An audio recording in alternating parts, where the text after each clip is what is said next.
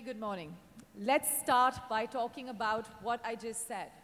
Data versus design and creating the wow experience for consumers. Sam, let me start with you. Coming from a very historical childhood upbringing in retail, for me, the customer experience, having that one-on-one, that human interaction is the most valuable part of how we at Adventure HQ design our business experience. For the customer to have a one-on-one engagement, be it in the retail environment or out in the community at a community event. Data capture is critical. We do utilise it to the best of our ability. However, the end result is to have a one-on-one personal experience with the customer. Tell us a little bit about how you create experiences. I did, of course, hear a big roar last night when you all won a few awards, but tell us about what makes this an award-winning experience, and more importantly, the stickiness to the consumer comes from what aspects of your experiential marketing? Look, for those of you that haven't been to an Adventure HQ store, what we love about people's experience is that they don't know why they love the brand. And I think that's something that over-design or over-engineering of a brand experience can take away from the simplistic nature of someone having a great experience within a business or a retail environment. For us, you made great points about the sight, touch, sound, all of the emotions and all of those things that people feel or sense, but they don't always know why. And that for us is our key ingredient. It's very interesting. I want to pick up the word simplicity, because sometimes the idea of experience is always looked at something that's rather busy, loud, noisy, perhaps even very fast. Let's get a sense of how retailers and customers today define experience. What does experience mean to them? David? Well, I think the experience needs to be tailored to every single individual. One of the challenges is that customers are defined as a large group of individuals, but in reality you live the experience personally on one layer, and you can also live an experience with your friends and with a group of people close to you, as well with people that you do not know and you meet while you're living this particular experience. So to be more specific, the best experience is delivered on this multi-layer level. Some 15 years ago, 12 years ago, I was quite impressed to see the number of movies that Singapore Airlines was showing on their long-haul flights. And their pitch line was that long-haul became short-haul all of a sudden. And this made me think, it made me realize that they were trying to tailor a service for the taste of every single individual. So the experience needs to be touching this point. If you take Kidzania as an example, and we have a beautiful store here in Dubai, they give to a general idea, which is a role play for children, the possibility to become the person they want to become in life. So they have different jobs, an opportunity to become themselves. So if you use the same approach for the entire design of a shopping center, you'll be able to create unique experiences for unique people. Okay, let's get you in, Alistair. Looking at what we are saying here is to try and make sure that your customers feel that they have come into a place which values them. How important is the experiential part to keeping brand loyalty, and thereon also marrying what has been the big transformation from brick and mortar to online? Does that take away the idea of experience, or does that enhance it? To answer your last question, it enhances it. At Fitch, we're all about seamless experiences, which is the omni-channel goal that I think every brand and retail is working their way towards, and it's a complicated goal. I'd like to kind of break down what does make a great retail experience, because experience is arguably quite an overused word at the moment. And we think about a great retail experience as being a combination of the physical experience you have in the store, the digital experience, and the human, which is to a great extent the staff or the ambassadors. So the physical is, I think, historically what architects and interior designers have done, which is make the store physically awesome, architecturally, the retail fixtures, making the product, the services look awesome. And you continue to do that. But I think now there's much more emphasis on also training the staff to become brand ambassadors, so that they breathe the brand and they implicitly know how to make the physical environment, the products and services come to life so they can tell the stories and sell it. And I think the most exciting dimension is how digital, social media, data to your data point is now increasingly coming in store, and how customers' mobile lives is an explicit part of the shopping experience.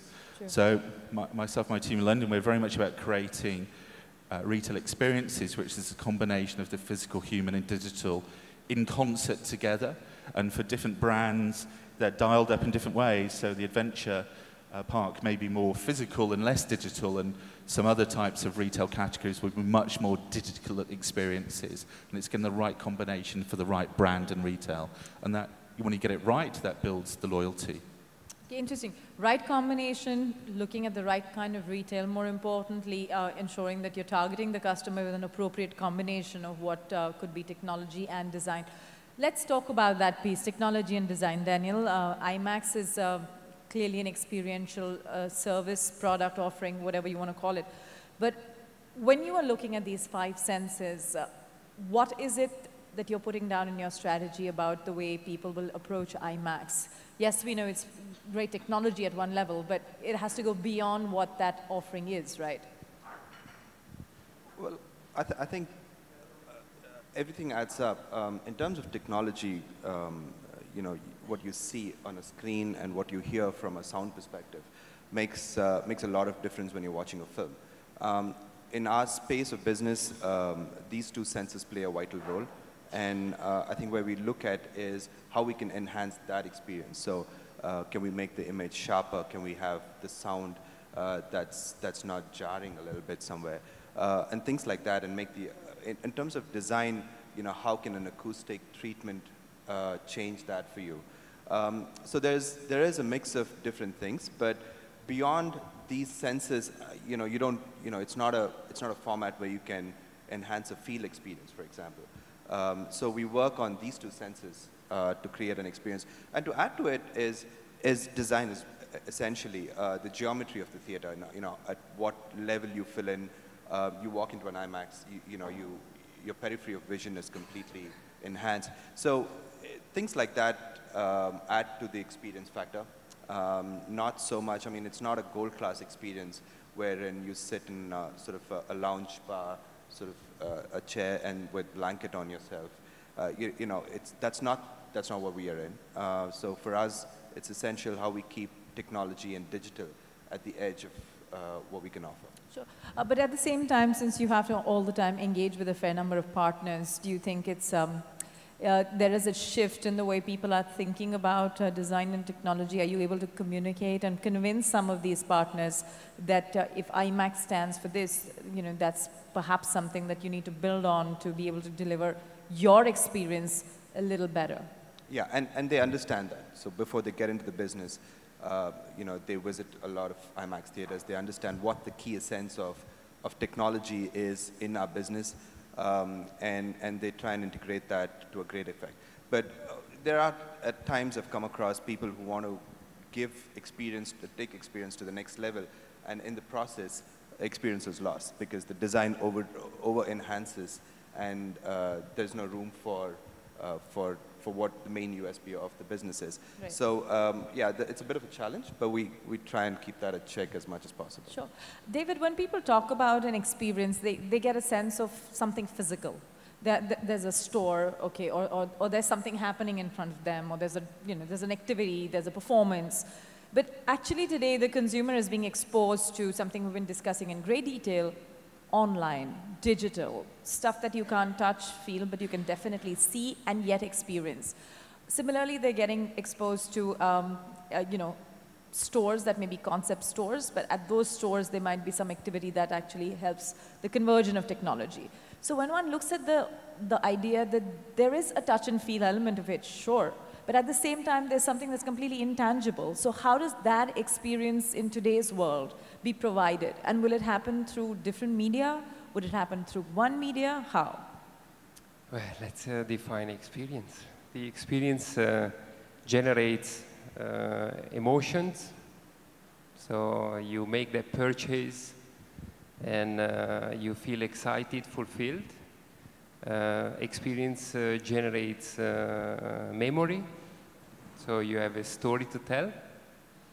Experience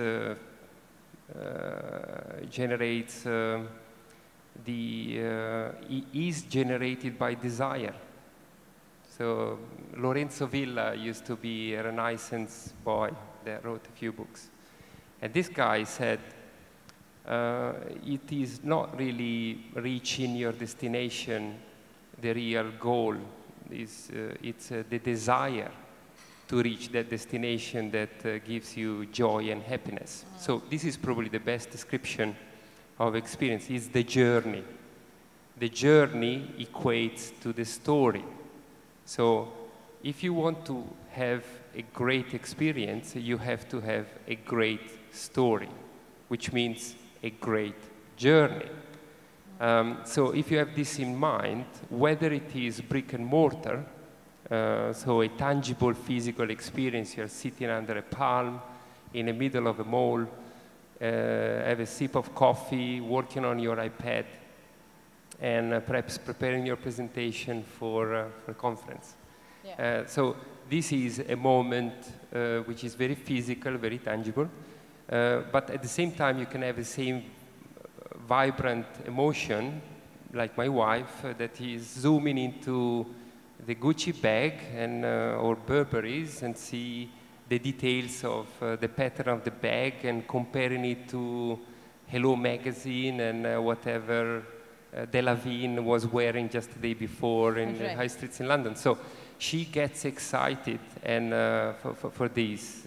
And I guess the mixture of the two can give a lot of insights to create a great physical mall experience in the future. Sam, can you share with us in your story, how did you bridge that experience to be from physical to online as well? And to what extent are you working on online experiences?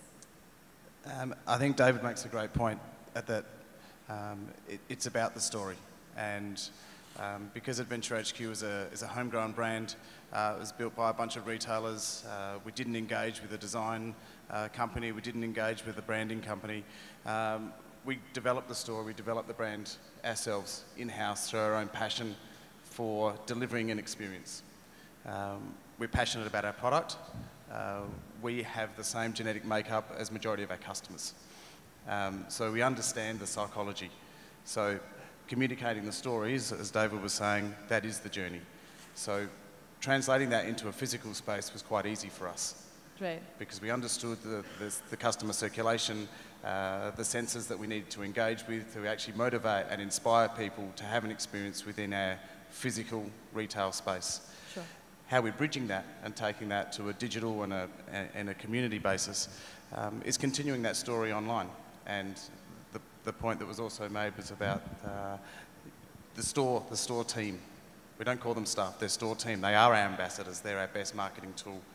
So as long as they understand the story and they're communicating that in the same kind of language that we've developed it, the basis that we've developed the brand story on, then the consumer's having the experience that they would have if I was serving them in the store. So are you, for example, making your consumers tell that story? Is there, I mean, digitally speaking, are they sharing the experiences, or am I just hearing from your ambassadors? No, I think I would like to think, and what I've seen on numerous occasions is that our consumers or our customers, they aren't customers, they're friends. We're not selling them anything. We're helping them acquire a product to enhance their lifestyle.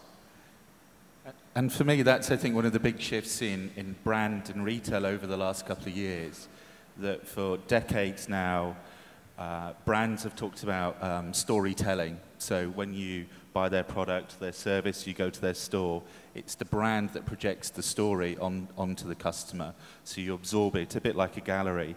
And what we've just heard and experienced here is that shoppers are now actually part of the story, their story doing. And, you know, we're increasingly kind of designing stores where you want customers to have the selfie moment in the store because they are actually part of it. Yeah. I'm calling it the shoppy, not the shelfie or the selfie, but the shoppy. So it's customers having an amazing time in stores and telling all their mates, all their friends, and that is the story.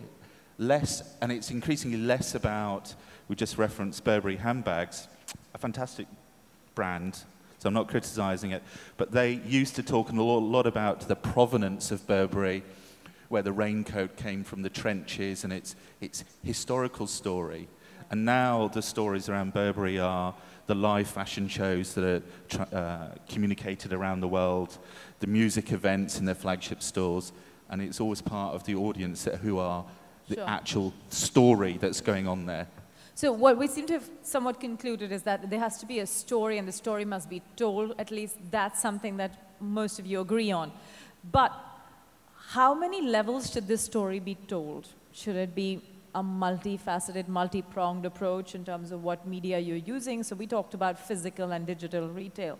How is it that the customer will get to experience your product or experience at several levels? Yes, I think as an industry perspective, that might be a neutral way of looking at it. Well, I used that horrible word omni-channel earlier, and it's really about understanding how customers and shoppers use different medias, different channels at different times. As I travel around the world, increasingly we're all researching products and services from our sofas at home. So an awful lot of research is being done there. Increasingly, an awful lot of commodity shopping is also done on our sofas, and it's really polarizing retail, as in bricks and mortar stores, into faster convenience offers, stuff that I need quick, and polarizing it to really rich, amazing sensorial experiences like the adventure store.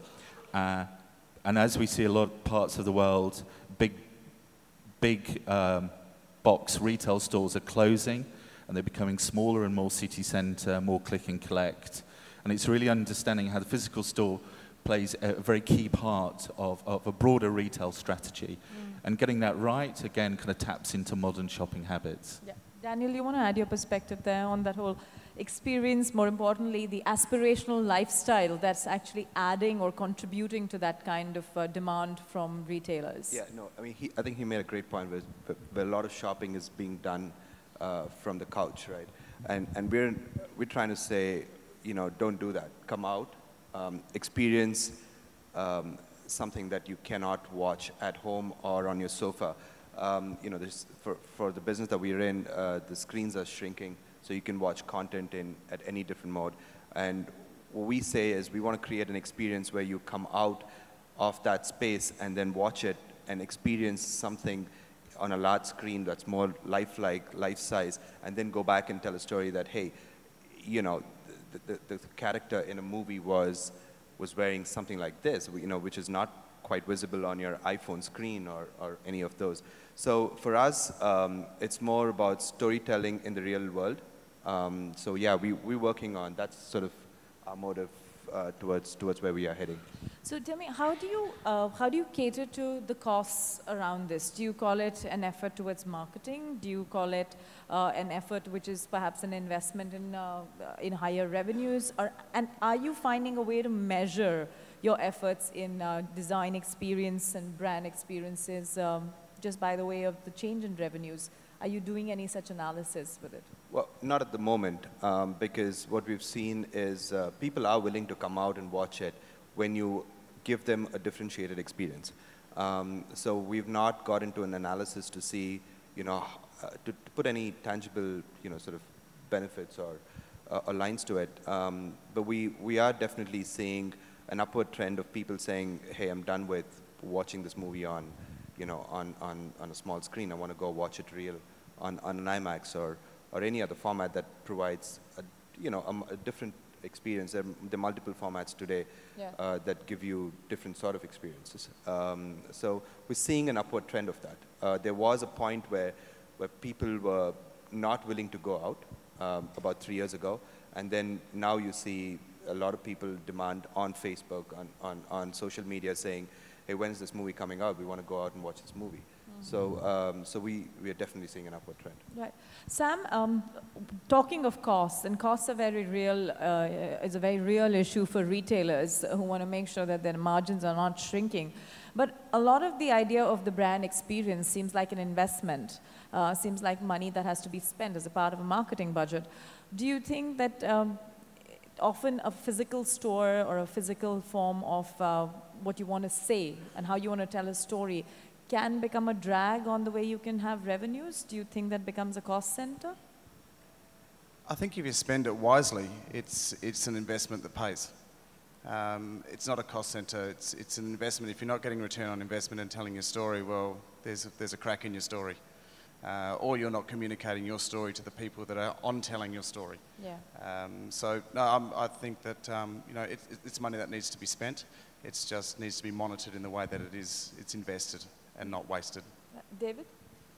Well, it's always challenging to calculate how much benefit you have once you finalize this investment. So the trick here is to create a tool, or a formula that can probably give you some tangible results, whether that experience is perceived by your customers.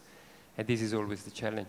It's almost like a likability factor. If they remember the story, if they become closer to your brand, if they spend more money in the store. So it's about probably monitoring how much of the revenue is generated from online sales, because of course it's a multi-layer, multi-channel experience that we're talking about. If more money are physically spent on store, but it's not just about the quantity, it's also about the quality. So you want to know how much time is spent in the store and whether that time is memorable or not. And this is something that you can measure, is almost impossible to measure. Well, the amount of time is possible to measure online, but the quality of that time is impossible to measure because you're somewhere else. So you need to probably, every company, every brand, every mall owner needs to tailor their own formula and daily monitor through their operation managers, you know, what is the quality response of the customers that come to the facility, whether it is the entire mall or just a single store. Got it. You want to add to that there? No, it's really interesting listening, and I think the kind of the new buzzword and the next area that we're going into in retail is this idea of retail analytics. When you look at web design, they analyze every millimeter, every inch of the screen, where the click-throughs, where the eyeballs are, and that refines the user experience, the UX of web design. And to a great extent, we're just starting to use that type of analytics tools in the physical space. Now, with customers, we're all carrying around smartphones. Increasing number of stores have eye beacons and sensors. There's also a new breed of digital camera that actually not just records where people are on the store and counts them and hotspots the physicality in the store. It's actually reading people's faces, a bit similar to the PlayStation 4 gaming devices. And they're actually starting to look at facial expression and see people who are happy, concerned, confused. Sure. And we're just starting to see how that can now then connect back into immediate data to the staff, so they can be pinpointed to go to the customer who's walked past a display 3 times but not actually purchased something. So retail analytics is kind of a fascinating new era that we're just about to go into, that will start to pick up on some of your opening question. Right. So it's clearly very important that there should be some data analysis at the end of the day that suggests that what efforts you're making is actually reflecting in your understanding of your customer better. Yeah, we tried something similar to this in one of our theaters where we said if somebody had a problem in terms of and had to give us a feedback, they would suddenly send some kind of a message, or there was an app in the theater, then they would press on it and give us a feedback, and the manager, the store manager, the theater manager would go right up and address that issue right there and then. So it was not left to something that you would address in the next day or two, but it was in real time addressed right there and then, you know, made him happy, so you never lost him as a customer. So we tried that a few times, and that seems to work. And exactly, I mean, analytics play a huge role in bringing them back. So tell me, you know, we all talk about Apple as the storytelling brand, and given how they make their sales. In their case, they seem to have collapsed everything into that store itself. You don't necessarily need to have an experience online first and then go into a physical store. Everything seems to be all happening together. You know, you were talking about omni-channel, and there's a second screen, large screen, all kind of screens there. After you've told the story, how are you making sure your customers go out and tell that story? Because you've approached the customer. Now, do you wait for word of mouth? Do you do advertising about that experience? You were talking about it being a journey. That journey has to go beyond the brand owners. How does that happen? If you're addressing it to me, it happens by activating your social life through Facebook, LinkedIn, Twitter. So you immediately communicate your experience to your friends, and it goes viral in a way. So your friends share that moment, they give you a feedback, they agree with you, they disagree, they don't like what you purchased, they love it. They are jealous because you're having the best cappuccino in town. You show pictures of the most beautiful sight you've seen. So you basically interact, and the retailer or entertainment operator or the mall owner, it's constantly trying to dig into that, you know, breach your privacy, if you like, big time. This is stimulated by the guys, the like of Google, Twitter, and whoever else. Every time you change job or position in LinkedIn, the entire universe knows without you authorizing the news.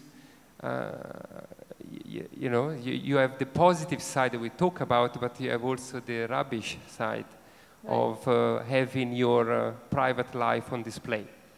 So this is just another element that needs to be brought in. But when you design, and you know my background, you know, when it comes to the design, I think if you're capable of bringing back that moment of privacy in a mall, in a premises, that is when you go for a big win. A few weeks back, we heard about, you know, moving from souks to malls. Yeah. And the whole topic was about, you know, trying to discover something. Maybe call it a nostalgia, but I think it's related to your privacy. So when something is only about you and you want to keep it for yourself, you don't want to share your entire life, day and night. I mean, it's pretty bad. I see what's happening to my daughters, and you know, so if you bring that element of privacy, I think you go for a big win in the future. So this is what I'm going to come to. There's always that, that dichotomy, that question that how much social media should we do and how much we shouldn't, how much we should engage our customer, how much we shouldn't, how quickly social media can make or break your experiences into a story that can go viral or completely go dud. So how do brands then take that call on something that's as quick and I would say permeable as social media? Thank you. Well, I mean, I think we're all agreeing that we live in a social currency, if you like, at the moment, and no brand or retailer cannot be part of that.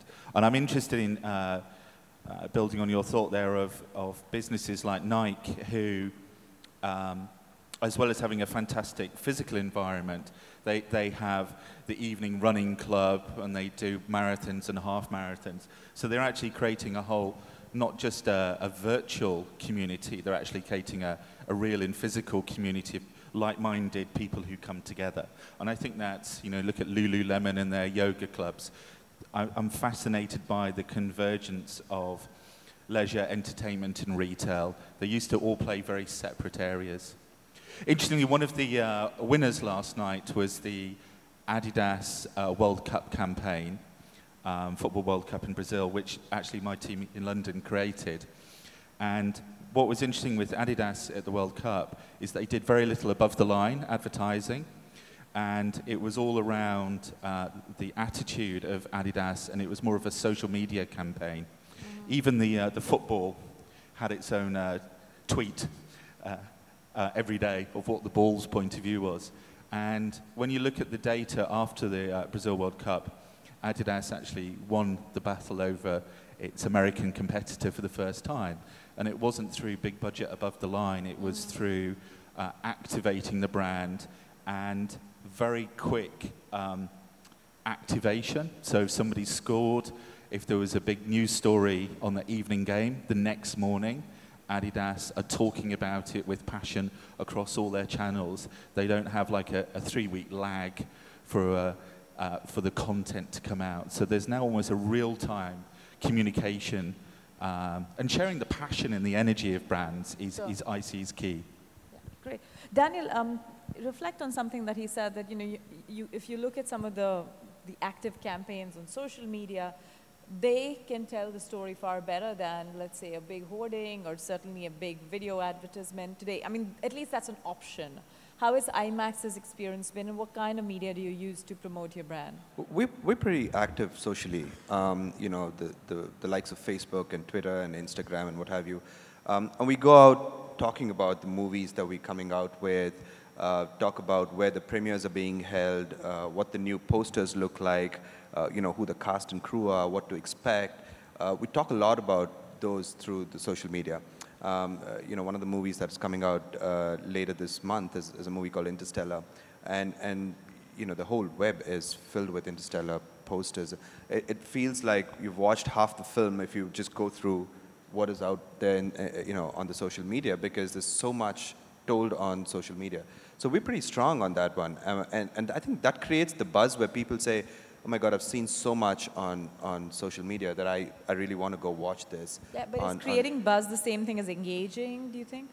Well, I guess it engages you to go and watch, not, you know, not physically experience that, the joy of watching a movie, because it's a little different to where we are. But it definitely creates the buzz. You know, it's very positive for us. Okay, we're going to throw open this panel for questions, but before that, I just want to get one question each. And I'm going to ask each one of you to name one brand that you think tells their story well, and it cannot be your own in the cases of the two of you. So let's ask you. Go to these guys first. Oh, go to these guys. It's tough for you to think. Okay, let's start with David. Well, I sound banal here, but the Apple brand, of course, created a true lifestyle experience. They transformed the product into a lifestyle, and everybody globally bought into the brand, and the right level of innovation mixed with you know, reformulating your life around the product that's being created. So it's a bit banal, sorry, but it's a very clear example. Right, yours. I'm going to go for IKEA, which might be a surprising choice, but I think it's an awesome brand that has married fantastically low everyday price and high design. The two used to be in isolation apart, and they've brought great design at a mass market price. And what's awesome about the IKEA stores is they totally understand how consumers are shopping today. Sometimes I go into IKEA and I want to buy a saucepan that I've seen online or on the web, and I will go directly to find that one product, and I'm kind of locating, and it'll help me find that product really quickly. Other days I'll go there on another Saturday, and I'll be thinking about a new chair for my living room, and it'll give me 20 chairs, and it'll help me. I'll sit on them and see how comfortable. I'll see how strong and different designs, and it'll help me decide which is the right chair for me and my house and my family, and it'll sell it to me. Then other days, I have absolutely no agenda when I go to IKEA, and I'm kind of dreaming. I've got a very open mind, and I'll see one of their room sets of, hey, imagine if you converted your loft, or imagine if this could be your new back garden. And it'll plant a thought in my mind of, yeah, maybe I should do my garden. Maybe I should convert that room and create an indoor spa. Okay. And it's fantastic how IKEA has really understood that at different days, I can shop with a very different mind state. And that's why I love IKEA. Well, I could tell you that when I came in from the airport yesterday, they certainly had me chuckling with the one hoarding which had a saucepan full of meatballs, and it said, "No assembly required."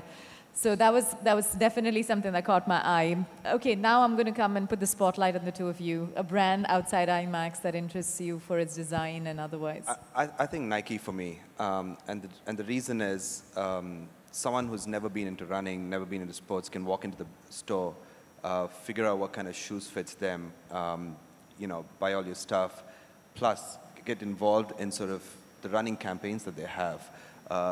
You know, so you create a lifestyle, you create sort of an ecosystem of its own where I have no idea what this whole thing is, but I get involved, and one brand provides everything for me, and that experience for me is great. I mean, be it in just running or golf, for that example. I mean, there's multiple sports that Nike does. So Nike to me is probably one of my top brands. Of course, Sam? Number 2 maybe IMAX is probably one. I should have gone first, because they're the three that I was just thinking of. I thought Apple, boom. I thought IKEA, boom. I thought Nike, boom. Just goes to show they're the three, they are brands that really do resonate with, with all of those of us in the industry. So I've had to change my way of thinking over the last minute and a half. And someone that sticks out in my mind a lot in this region is The One. Their stores are warm, their products are great, the pricing is sharp, but they've also got a great corporate social responsibility that is genuine, and it's well thought out and it's well executed. And they communicate their message really well. So for me, after Apple, after IKEA, after Nike, it would be The One. Yeah, and they also are recipients of the Middle East Retail Forum Awards as of last night. Okay, let's open the discussion and ask our audience to raise questions. There are mics, 2 mics along each aisle, so you can go up there, introduce yourself, and ask a question. Who's going to ask the first question of the day? Questions on design, creating wow brand experiences, particularly given what's happening, the transformation in the Middle East region. Any questions? Where's Amitabh Taneja this morning? I'd like him to ask a question. You know, while waiting, I'm just thinking of this last question about the brands. One brand that I really like is Aesop, the Aesop store from Australia. They design every store different. So it's a very simple way to create a very dynamic experience. And the store is a little bit like a tailored dress. It's really made to measure for every location. And the product is great, of course. They also bring the product to the street. So before you enter into the store, you can taste the hand cream, and the experience starts from just outside the store before you even walk in. When you walk in, it's all very natural light, and if they can create a window at the back of the store, so you feel like you are outdoor. Take a look at it, and this brings me to the possibility that great experiences are also generated by brands that are not chains. So it's very much the opposite to IKEA, to Apple is exactly the opposite. You have a store that is very unique, an owner of that brand that loves the product he creates. I don't know, a barber shop that gives you the best, or somebody that cures your nails. Right. So something that is so dependent on the owner of the store that, of course, you end up paying a rent. Yeah. And I think in the future will be much more back to community retailers that will really increase the experience of and differentiate one mall from the other. You know, in conclusion, I think one thing is pretty clear, that it doesn't matter that the scale and size or the number of stores doesn't necessarily matter for you to be a successful storyteller. If you can actually, at the heart of it, keep some amount of personalization, certainly have ambassadors who speak for your brand within the store, and ensure that your customer is at the center of that storytelling, that would probably be a winning story for anyone, any brand, no matter small or big. With that, we're going to conclude the session, and I'm going to invite on stage the next person who's going to be moderating the discussion on big data and using data to, well, revive and sustain the retail sector. Amit Khanna is a partner and lead data and analytics gentleman here from KPMG. May I please request you to come on stage, make your presentation, and then invite the rest of your panel. Thank you, gentlemen. It's been an absolute pleasure here. Thanks. Thank you.